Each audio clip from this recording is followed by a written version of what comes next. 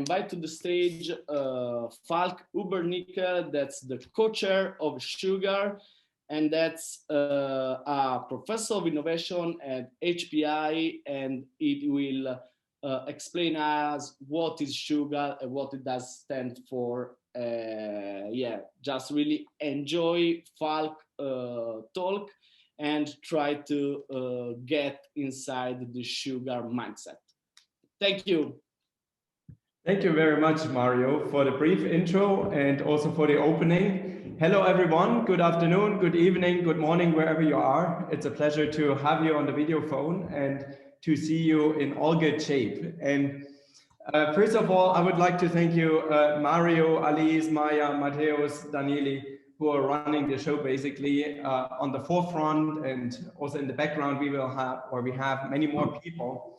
So thank you for making all that happen on a voluntary base. So before I start with my talk, I would like to introduce you in a standard procedure of every Sugar student and every Sugar alumni student. And it's basically the Sugar battle cry. So that's basically what we always do to identify ourselves. So in the real world, it's basically all about shouting out Sugar and raising the hands on 3. This year, this will be a bit difficult here on Zoom, but get ready in the chat. And then I would like to see as many Sugars and different variations for sure on the chat when I count 3. So let's start with it. 1, 2, 3. So let's see what you can have on the chat. So, yeah, wow, there's a lot of going on. And don't forget the emojis, right? Mario introduced you on those features, so you can even embed them. So whenever we meet on a larger meeting, or also sometimes in between, we have our battle cry. Good. So that leads me maybe to the first topic of tonight, talking a bit about where Sugar comes from. And maybe when you have heard it in the beginning, you might have thought, Sugar, it's maybe the sweetener, right? So we put it usually in the coffee or in the tea in the morning, just to make things better tasting eventually. But Sugar is not about that. Then you might think about, okay, sugar, what is the closest to sugar, right? It's candy. And I mean, we love it all, and we eat it all, hopefully not too much of it. But sugar is also not about this. So it has basically not really to do with the sweetener stuff, but the term sugar basically roots back to a discussion that was led in 2008, 2009 between Larry Leifer, who is acting professor at Stanford University and representing there the design thinking program, and Carlos Serrano, and I would like to show the picture of him here tonight, who was at that time a teacher at Javeriana University in Cali, Colombia. And they were talking about the next movement of design-based education and human-centered design education for young students. And Carlos said, when it came to the name, that we need something innovative, something proactive, forward directing. And he said, in Colombia or in the Spanish-speaking world, we have one lady who is really known. And this lady is Celia Cruz, and maybe you can even check out her on YouTube. And whenever this, let's say, crazy lady shows up, the first thing that she says is always a sugar. And she makes people just laughing and becoming friendly. And this has then become the Sugar battle cry, and also the Sugar name, to demonstrate that we are proactive, that we are open to new things. It's basically not an acronym, so it doesn't stand for anything. It's just the name for itself. So, but when did we get founded, and when did we get set up? I just said in 2008, 2009, the first people started to talk about it. But the actual setup of the Sugar network happened a few years later in 2011 in Palo Alto. And this was the end of the first sugar kickoff workshop that we ever have conducted. And this was the teaching team together with Larry at that time. And during that workshop, we already had the universities like a university of Ireland, it's a Trinity College from Ireland, then Aalto University, KIT in Japan, Havaiana University from Cali joining already. But nevertheless, the group at that time was much smaller. So in total, including the teaching staff, we were 40 people, right? So, and the mission that we had in mind at this time was to let people join forces in order to enable free and easy to access education to every student in the world who wants to educate it in human-centered design and design thinking. And this was the mission where we started. And I think we can be very proud of that. I think the entire team, the entire group has done very well, because now we represent 26 universities across 4 continents. And I always have to say this, unfortunately only 4, because I'm still trying to onboard universities from the African continent as well. But nevertheless, we are able to educate on a regular basis between 140 to 170 students every year. And this not just on artificial challenges, but letting them work on real world challenges. And this was the network map of last year with great partners, with great students, and the outcomes are remarkable. But behind all this, there's not just me or one single person. It's driven by a community of representatives from different universities. So, I mean, up here, you can see me. Together with me is Lee. He will talk in a minute as well. Lee Zhang from Stanford University. Then Maya, you got in contact with her already. But it's also represented by Matteo Vignoli, who's professor at Bologna University in Italy, a good friend of mine. Then Christine Tong is professor at Swinburne University in Melbourne. Then Katja, she's a professor at Aalto University. Gerhard from KIT in Karlsruhe. And also Kevin Kelly, a good friend working at Trinity College in Ireland.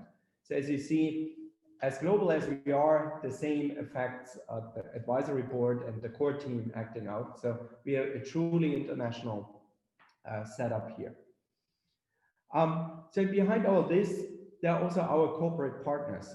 And I not only want to thank the corporate partners for providing the financial foundation for making all that happen, but also for being so kind to provide us really hard challenges that they want to have tackled.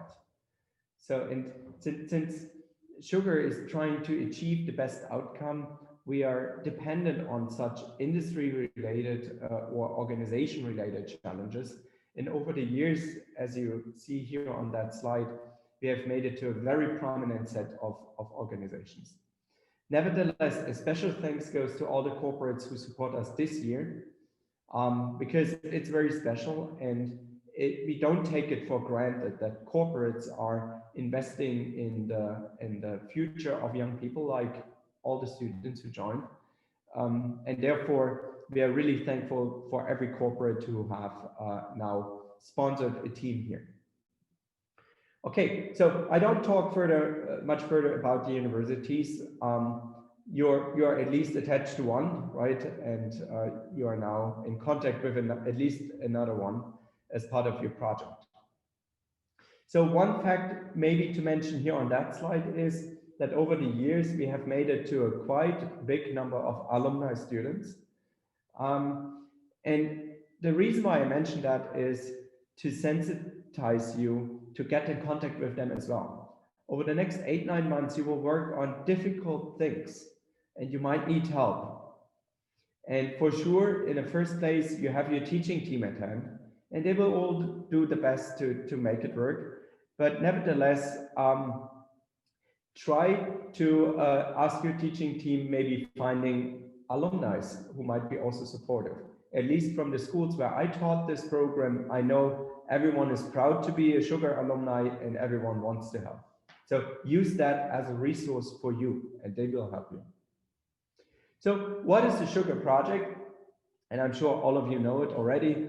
It's a 9-month hands-on class. And the intention is to educate you on an approach that is called mission-based learning. And as part of this mission-based learning, you get a challenge from your corporate partner. And this gives you the possibility to apply all the theories, all your theoretical knowledge that you usually learn at the university and that you still learn to that particular project. And on top of it, you can also strengthen your muscle in social skills by getting connected to other students from all over the world. So what is the pedagogy behind? The first of 4 pillars is that we teach human-centered design. And my personal belief is that this is even more important in the future than it has been in the past. I mean, we know that all the big advances and innovations that happen in our world have a strong root in technology. But nevertheless, if we are not able to incorporate the human being in all of our considerations, I'm personally convinced that a lot of those technologies will not unfold the effect that it is intended to do. And just think about the really big challenges that we have in front of us as humanity, like climate change, like sustainability. And just think about it. And my personal belief is that we cannot just solve it by putting up big technology. No, we also have to change ourselves. We have to change us as a society.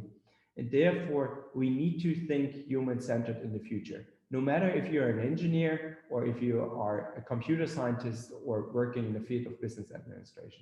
I think this is important.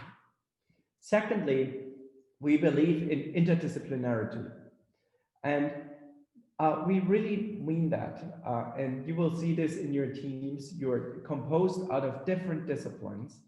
And we believe that the collaboration between engineering, business, computer science, and many other disciplines like design, they will help us to create new views and perspectives on given topics. Only because of this interdisciplinary, we were able to solve that many challenges radically new. And take this as an opportunity in the Sugar Network to act out this interdisciplinary character. Thirdly, we are globally distributed. And this is a feature that has been always embedded into the Sugar Network, that teams have to work across borders, across continents by using digital technology. It has never been easier than before, than right now. But you know, COVID is now pushing it to a new extreme. But it's something that, apart from this pandemic, you will anyway need in a future world, because we will work together and we need to network with each other. And then lastly, as I mentioned before already, this network is based on real challenges given by real sponsors. So nothing is artificial, nothing is abstract. Everything you do is real. Okay, so let me show 2 examples that made it quite successful. So the first example, and you can even Google it, Sushi was sharing a corporate link before in the morning session of that project. That team basically has invented a new kind of Segway device. It looks like an UFO from another planet. And if you step on that UFO, you don't need wind or any sail. You can just cruise and hover across water. It's really cool. And even this device here was prototyped in that way. And it was shown at this time in California when we had our final presentations. And it's now fully fabricated. So in Japan and accessible. So maybe someone can Google it and maybe share later the link on that product. It's just a cool gadget for having fun. Another project that we are also similar proud of, and I think this is really remarkable what has been achieved by the teachers at Trinity College, so namely Kevin Kelly, and also the teachers at USP, Eduardo. They have been reinventing the user interface of a robot.